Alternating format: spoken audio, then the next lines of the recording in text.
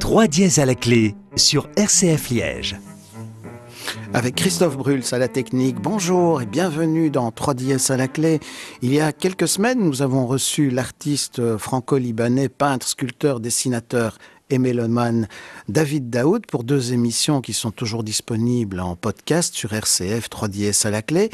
Et David Daoud m'a recontacté pour me proposer de nous revoir de temps à autre pour échanger autour d'un peintre et d'un musicien. Et si vous êtes fidèle de 3 dièses à la clé, vous savez que dans cette émission, on aime bien mêler la musique aux autres arts, que ce soit la peinture, la sculpture ou la littérature. Alors David Daoud est donc avec nous en studio pour nous parler d'Eugène Delacroix et d'une musicienne, Louise Farinck. Bonjour David Daoud et merci pour la proposition. Bonjour, merci à vous de m'avoir invité. Alors, tout de suite, plaisir. C'est un plaisir partagé. Et tout de suite, pourquoi avoir choisi Eugène Delacroix et Louise Farinck ? Alors, Louise Farinck, en fait, moi je suis assez mélomane et amateur d'art et surtout la période romantique. Mm-hmm. C'est quelque chose qui m'a beaucoup inspiré en fait. Et alors, Louise Farinck, c'est déjà une femme par rapport à l'époque, elle a été reconnue en tant que compositrice, professeure et bonne pédagogue. Et puis, elle a fini sa vie au conservatoire. Oui, elle a enseigné au conservatoire. Et ce qui était remarquable, c'est que c'est une femme qui s'est battue. Pour avoir l'égalité de salaire en tant qu'artiste, compositrice. Oui.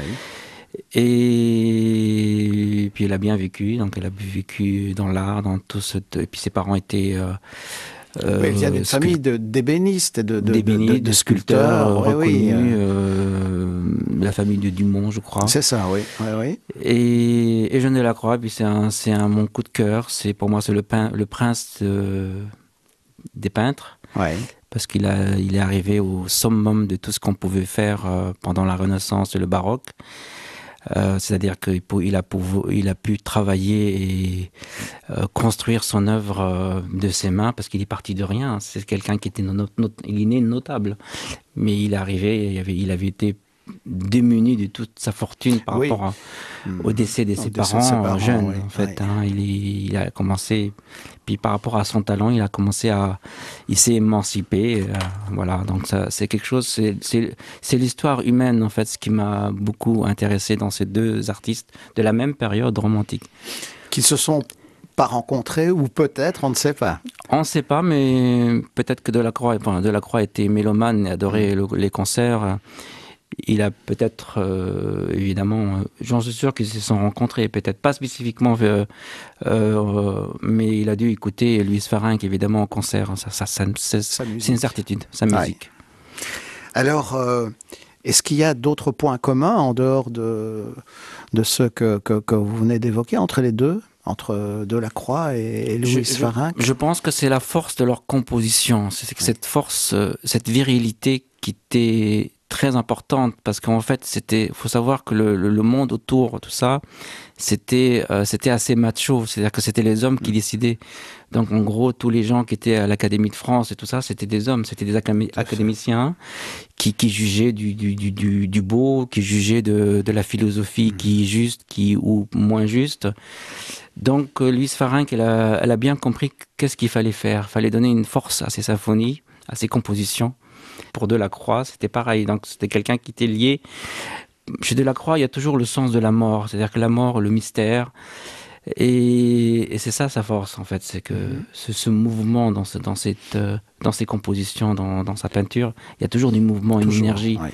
Et quand il y a de l'énergie dans une œuvre, c'est la force. Et comme on est entouré d'hommes et tout ça, des gens qui jugent plus ou moins, donc ils ont été appréciés à leur époque. Mais chez Delacroix, il y a aussi, sans doute chez Louise Farinck, il y a la couleur et le mouvement. Chez Delacroix, la couleur, c'est aussi quelque chose de très important.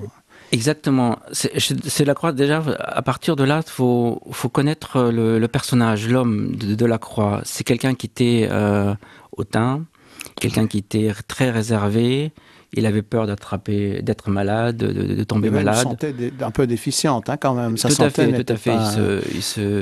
Il s'entourait que des gens qui pouvaient l'élever. C'était un bon vivant, mais assez... il se cloisonnait. Il avait une réserve, en fait, plus ou moins. Il a dévoué toute son œuvre à son art.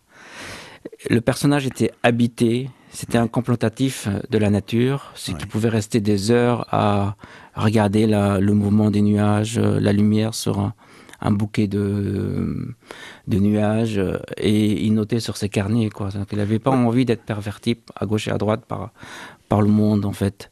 Il y a d'ailleurs beaucoup de notations dans son journal, où il raconte qu'il n'a pas envie d'être dérangé, il raconte ses longues promenades solitaires dans la nature. Exactement. Donc, Et donc, comme il s'est dévoué à son art, et du coup, il a commencé à écrire son journal intime, à la mort de sa mère, plus ou moins. Et puis, déjà, premièrement, à la base, son père est décédé jeune.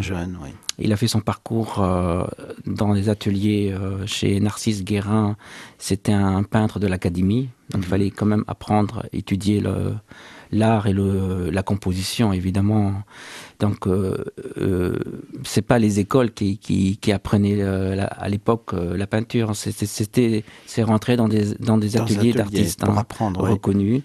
Donc, Narcisse Guérin, il faisait partie de l'académie. Donc, c'était un peintre très connu, comme Ingres, etc. Et il a fait son parcours avec... et il avait comme modèle Géricault. Oui. Comme modèle qui l'a influencé, qui était son aîné. Il a posé pour Géricault, d'ailleurs, pour le radeau de la Méduse. Pour le buste de Géricault, oui. Et donc, il y avait tout cet entourage qui l'a formé, en fait, avec les ambitions de devenir un grand. Donc, il avait une ambition de devenir un grand artiste, donc ça, c'est sûr. Et il avait, d'ailleurs... envie à ses débuts, il savait pas trop, donc en fait il était doué pour le dessin, etc.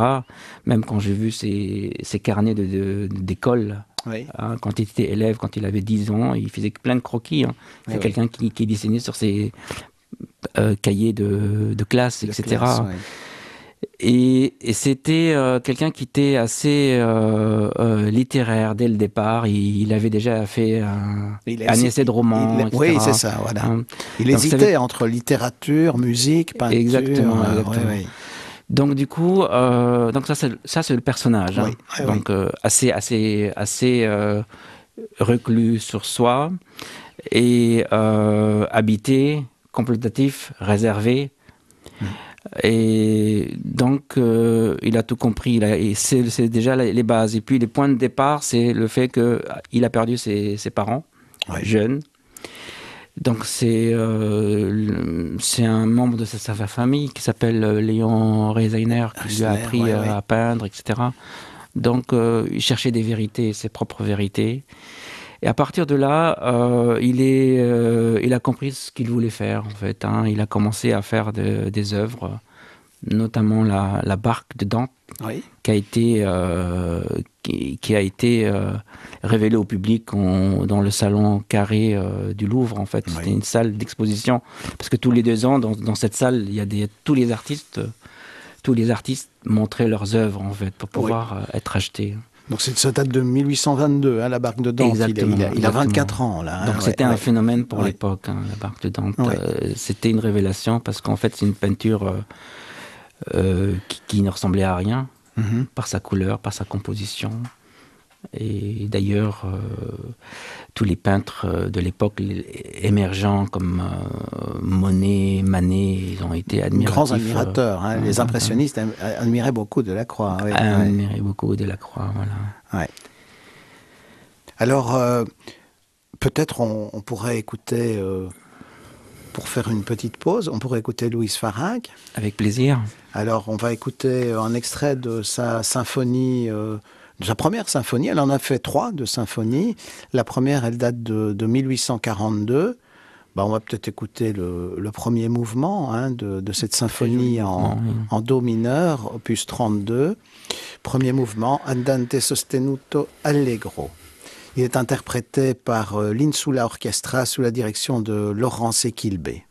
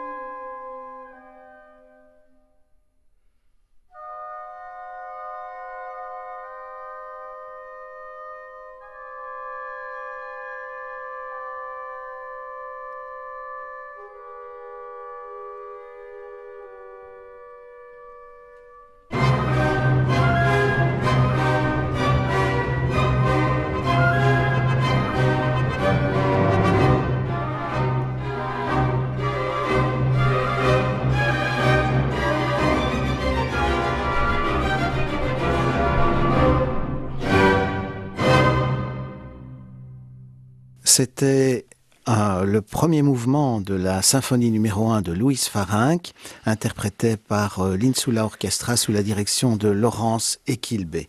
Nous sommes en compagnie de David Daoud pour évoquer la personnalité d'Eugène Delacroix et celle de la musicienne Louise Farinck. Alors, Delacroix a été important pour beaucoup de peintres. Qu'est-ce qui explique, on a dit tout à l'heure que les impressionnistes étaient très admiratifs de Delacroix. Qu'est-ce qui fait que jusqu'au XXe siècle, votre travail aussi est inspiré, enfin, est sans doute inspiré par Delacroix ou influencé quelque part par Delacroix. Qu'est-ce qui fait que son travail continue à influencer tant d'artistes ? Il y a le niveau de son art, c'est-à-dire que le niveau intellectuel de sa personnalité, c'est quelqu'un qui recherchait toujours à s'élever intellectuellement, avec une sorte de frénésie de la recherche des vérités et des sensations fortes. C'est ce que, en fait, il faut qu'il soit, il a eu envie d'avoir beaucoup d'émotions pour pouvoir le restituer dans les tableaux. En fait, ouais. C'est ça c'était sa base. Donc, il n'avait pas du tout de limite, en fait. Hein. Et parce qu'en fait, ces thèmes, en général, c'est lié à la mythologie. Oui, la littérature aussi. La littérature, l'histoire, la littérature. Alors que ça s'est arrêté net à l'époque, oui. En fait. Après Delacroix, il n'y avait plus... Les artistes étaient moins... Ils étaient plus dans l'instant, c'est-à-dire qu'ils peignaient l'instant. C'était la peinture du paysage qui arrivait, oui. Les impressionnistes. C'était on peignait les tableaux des scènes de vie, comme Manet, etc. C'était moins, il y avait moins c'est-à-dire que c'est moins intellectuel. C'est-à-dire que l'intellect de leurs œuvres, elle est liée aux philosophes qui commencent à contempler un Manet, etc. Donc les écrits sont...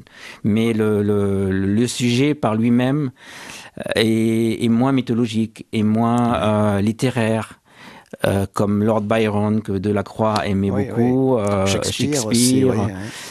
Et donc, voilà. Dante, exactement, comme la barque de Dante, le massacre de Kyo, la mort de Sardanapale, etc. Donc, en fait, et plus le sujet est dense, plus le format est aussi important. Oui. Et puis par la narration, c'est-à-dire que par la narration de la texture colorée, par tout ça. Donc, ça a joué beaucoup pour le moment où pour le spectateur, c'est-à-dire que à l'époque, comme tous ces artistes, tous ces intellectuels comme Charles Baudelaire étaient admiratifs parce qu'ils ont jamais connu ces œuvres-là, en fait, à ce niveau de qualité artistique, en fait. Et d'ailleurs, Charles Baudelaire aimait beaucoup Delacroix. Hein. Il était jeune, mais ils se sont rencontrés. Hein. C'était pas vraiment des vrais amis, mais ils se respectaient. Oui.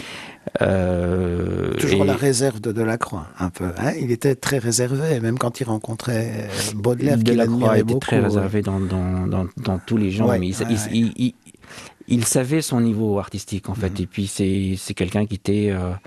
il était fier de sa qualité artistique. Donc, Delacroix se plaignait beaucoup de la médiocrité. Oui. C'est quelqu'un qui avait mis le niveau très très haut en art, en fait. Il était toujours dévoué à l'art du passé, aux primitifs romains, etc. Donc, pour lui, tout ce qui se passait autour, je pense pas qu'il aurait aimé... il aurait aimé, par exemple, les impressionnistes. Hein.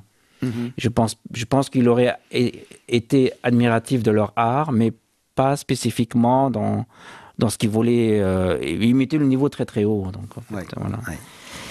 Et que dire d'autre la question... Comment est-ce que Delacroix vous a influencé dans votre travail? Voilà. Moi, j'étais sculpteur à la base, donc j'ai fait mes études d'art à l'École supérieure des arts déco, et donc j'avais vu sa première exposition. Une de mes premières expositions, c'était celle de Delacroix, une exposition de grande envergure au Grand Palais.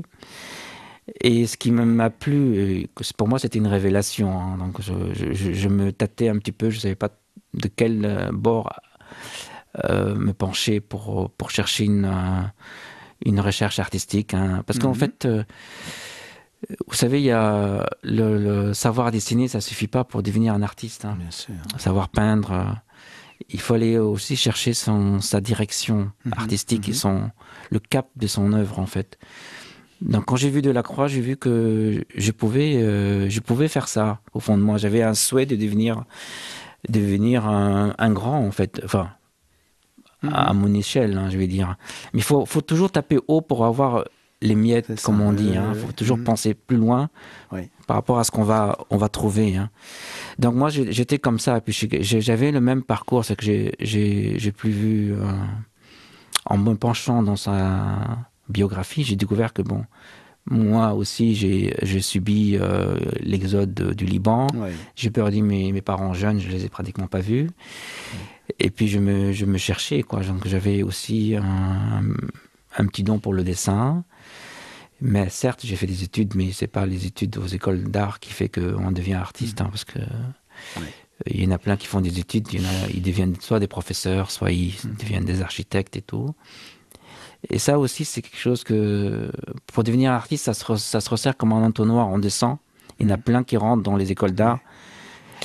Et je pense que c'est quelque chose qui... Je pense que c'est une lumière divine. On choisit, voilà, un artiste. Donc, voilà. Donc, et puis, quand j'ai vu son œuvre au musée, ses couleurs, cette richesse, cette grandeur, ces âmes qui dégageaient de ces tableaux, ça m'a bouleversé, en fait, par rapport au format. Donc, c'était quelqu'un qui travaillait le paysage, la nature morte, les scènes mythologiques, religieuses.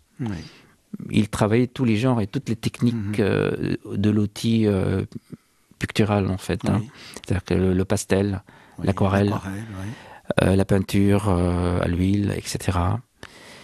Et c'était une exposition sur 3-4 étages, bouleversante. Donc ça m'a vraiment touché. Donc je me suis dit, j'ai eu comme modèle Delacroix.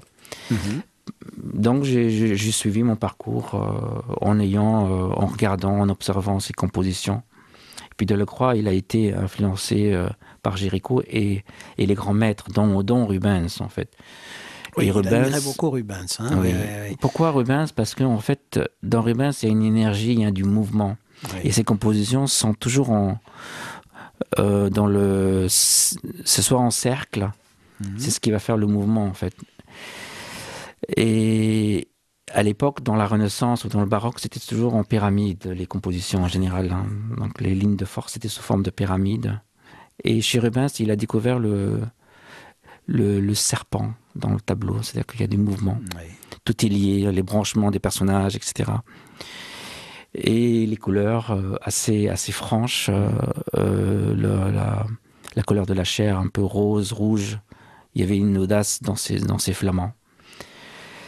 Et chez Delacroix, il a récupéré tout ça. Et il a évolué dans la couleur, dans sa recherche picturale colorée. Donc, parce qu'il était quelqu'un à l'époque, il y avait des scientifiques qui travaillaient sur des traités de couleurs, etc. Et puis, il savait observer la nature. Et ce qui était bien, c'est qu'en fait, il n'est pas rentré dans l'académisme, en fait. Il l'a étudié, mais on est sorti parce que, à l'époque, quand Delacroix il a commencé à proposer ses œuvres au salon carré du Louvre, il a toujours été libre, en fait. Il a proposé, ça a marché, il a été acheté par des collectionneurs, etc. Et même par l'État, hein, il a été acheté. Mais il n'a pas été complètement reconnu encore. Hein, L'État lui achetait certaines de ses œuvres, mais le public ne le reconnaissait pas trop. Hein, non, parce que c'est quelque chose de nouveau, parce qu'ils étaient ils étaient encore dans l'académisme, en fait. Et c'est quelque chose de nouveau de pouvoir travailler des couleurs franches, ces bleus turquoises, ces rouges, cette matière qui n'est pas lisse. C'est-à-dire que cette matière onctueuse, qui vient du cœur. Quoi. Il y a aussi la texture qui est très très importante. C'est sa richesse. Et puis c'est quelqu'un qui se posait beaucoup de questions à la technicité de son œuvre. C'est quelqu'un qui souffrait, puis par plaisir de souffrir pour chercher des vérités. En fait. Ces vérités, il a trouvé son mode d'expression. Et puis voilà, il a commencé à donner naissance à des œuvres remarquables au fur et à mesure qu'il proposait au salon. Certes, il y a eu des contestations d'une ou deux œuvres, mais en général, il a gagné beaucoup, même par rapport à ses œuvres qui ont été vraiment, qui a déplu le public, hein, parce qu'en fait, ça a fait parler de lui. Oui, ah oui. Donc c'est aussi bien, ça l'a vraiment donné aussi de la renommée, le fait de parler en bien ou non, mais du moment qu'on parle de l'artiste, c'est ce qui l'a fait monter aussi.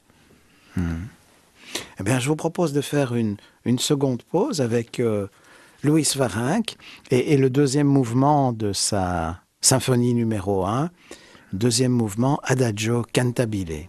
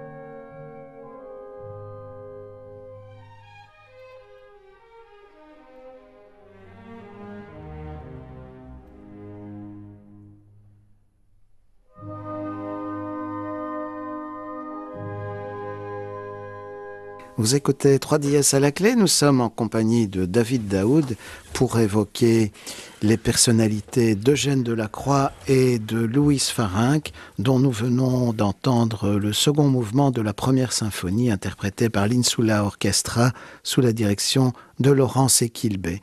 Alors, David Daoud, chez Eugène Delacroix, il y a en 1832 le voyage au Maroc qui est quand même quelque chose qui va le marquer pour le reste de sa vie et qui va marquer son œuvre. Donc c'est un voyage, il n'a pas beaucoup voyagé Delacroix, hein. Il rêvait d'aller en Italie, il n'y est jamais allé, il est allé un peu en Angleterre apprendre l'aquarelle, et puis il y a ce voyage au Maroc où il accompagne le comte de Mornay, il remplace le peintre Isabey, et c'est 6 mois qui vont le marquer par ce qu'il va voir, par la lumière, etc. Qu'est-ce qu'on peut en dire de ce voyage au Maroc? Alors, certes, il est parti au Maroc. Enfin, la situation a fait que bon, il a été introduit dans cette relation. Oui. Et bon, c'était une relation diplomatique à la base, le comte de Mornay pour pouvoir, je crois que c'était un cessez de paix, enfin quelque chose. C'était pour essayer d'apaiser les choses parce que les Français occupaient l'Algérie, donc pour essayer un peu de calmer les esprits, on va dire. Oui. Et alors, faut pas oublier que c'était un voyage en calèche ou en chevaux. Hein. C'était pas un voyage qui durait déjà des jours et des jours. Ouais. Et pendant ce voyage, Delacroix c'était quelqu'un qui est contemplatif, donc c'est quelqu'un qui sait observer la nature. Donc il a commencé à avoir, comme c'est un intellectuel, il a commencé à avoir ses carnets. Ouais. Donc toute description de la nature, il racontait. Parce que Delacroix, c'est quelqu'un qui travaille de mémoire. Oui. Quand il crée, il sait tout faire. Il sait faire le corps de mémoire. Ah oui. Parce qu'il a idéalisé il a un idéal, en fait. Il ne cherchait pas à représenter la nature, il l'a composée. C'est-à-dire que c'est quelqu'un qui a travaillé de mémoire pour restituer tout son état d'âme dedans et donner à la narration quelque chose d'intemporel, le fait de travailler de mémoire. Il dit d'ailleurs dans son journal que la nature, il faut s'en servir comme d'un dictionnaire, qu'il ne faut pas reproduire, la copier. La copier dans l'image, il faut la ressentir dans la peinture. Mais il avait besoin de prendre des notes, etc. Parce qu'en fait, pourquoi il prenait des notes? Sinon, les artistes, ceux qui prennent pas de notes, ou ils ont tendance à faire l'être humain, il est pas, c'est-à-dire qu'il est pas fiable. L'être humain, on n'a pas tendance à avoir de l'inspiration à l'infini. Si on prend pas de notes, sinon on va faire toujours le même tableau. Hein. On va faire. Donc, le fait de prendre de notes sur les couleurs, sur le temps local ou la dominante des couleurs. Parce que c'est très important d'avoir une dominante. Sur cette dominante, il notait des couleurs, les rapports entre elles, en fait. Hein.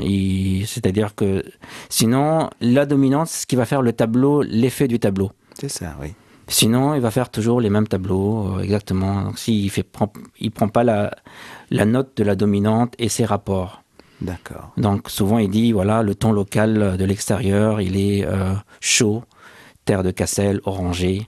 Oui. Sur ça, je vois les arbres. Sur cette base de terre de Cassel, orangé, je vais mettre du verre de vessie. C'est un verre chaud, un verre olivâtre, etc. Vous voyez, c'est des dominantes chaudes.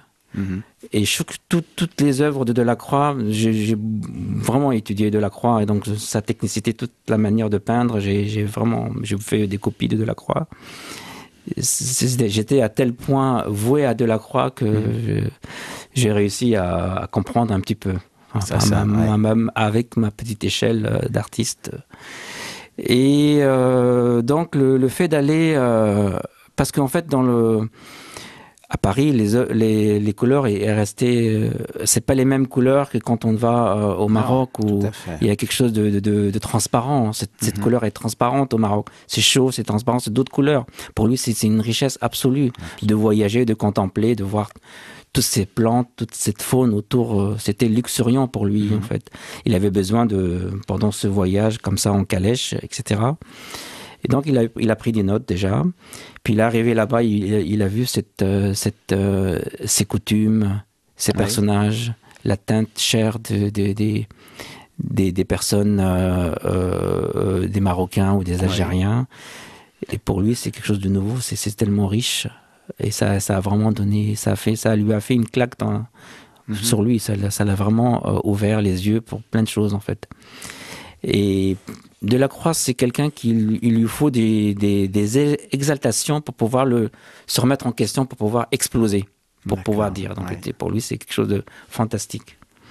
Et est-ce que vous qui venez du Moyen-Orient, vous avez vécu en Afrique aussi dans votre enfance, est-ce que la lumière, qui n'est pas la même que celle qui est ici, est-ce que cette lumière, cette nature, vous ont aussi influencé du Moyen-Orient, l'Afrique, dans votre œuvre?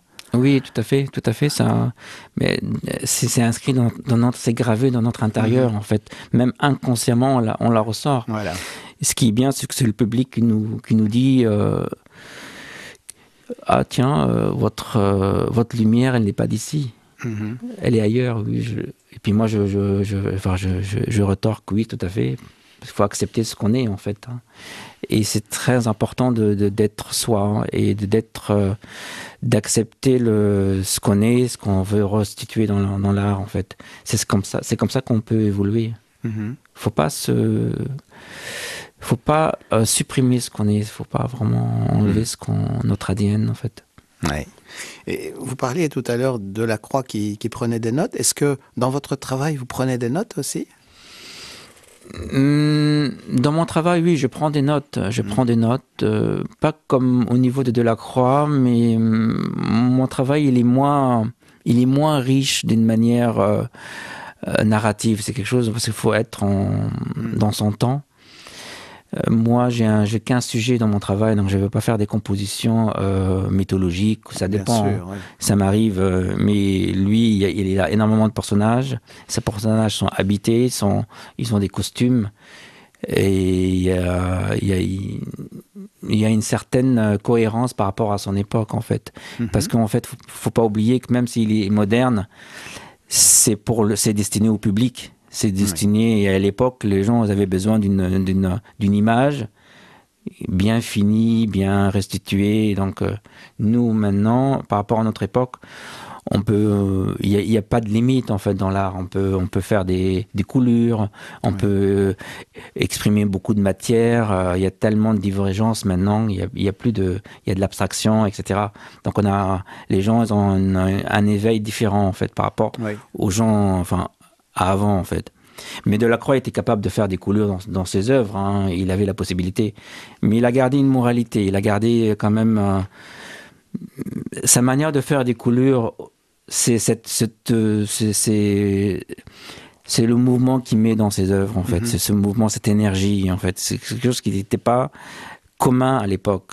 Parce que c'était des œuvres, à l'époque, c'était des œuvres académiques, statiques, architecturales. Comme Ingres, il y avait un silence autour, mais chez Delacroix, ils s'en foutaient du silence. Delacroix, il fallait du mouvement, il fallait exprimer cette rage, il fallait exprimer la mort, il fallait exprimer cette audace de couleur, il y avait à manger, il y avait vraiment des odeurs, il y avait des impressions. Mais quand on regarde les œuvres que je respecte, le travail de Ingres ou de l'époque, il n'y a pas ces impressions que Delacroix a mis dans le... Par exemple, quand on voit les œuvres de Delacroix dans ses natures mortes, on a envie de toucher ces corbeilles de fruits, ces fleurs, on a envie de les cueillir. Il a passé longtemps d'ailleurs à peindre des fleurs, hein, à un moment donné. Il a eu un moment où il faisait des natures mortes, c'est vrai que il a touché à tout. C'est un artiste incroyable.